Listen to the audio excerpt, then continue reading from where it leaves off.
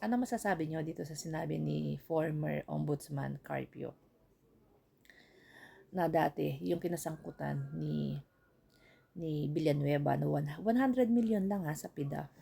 100 million lang. And then pinaalis niya na yan sa serbisyo, nag-utos na siya. Pero what they did, yung mga kasama niyang senators, they protect him.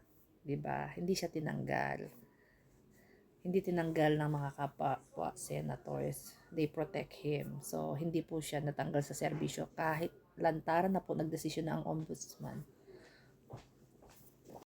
So, ngayon, dahil sa katalinuhan po ng mga voters, no? Sa katalinuhan po ng mga voters, mas malaki na po ang kanyang nanakaw, 'di ba? Dati 100 million lang. Oh, mas malaki ngayon.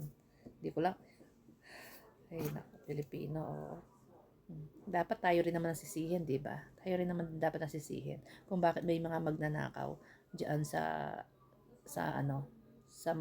Senado at sa Kongreso. Paulit-ulit natin binoboto, 'di ba? And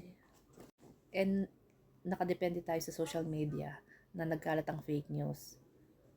Hindi rin tayo mahilig mag-research kasi mga tamad tayo. Kung ano lang yung nakikita natin sa social media, sa Facebook, TikTok, yun lang paniniwalaan natin. So, ayan po. Dati nagnakaw lang ng 100 million, so ngayon mas malaki pa po ang nanakaw. Ditong si Villanueva.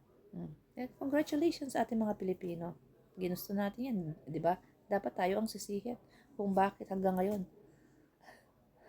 marami pa rin magnanakaw. Nandyan pa rin yung magnanakaw sa loob ng Senado.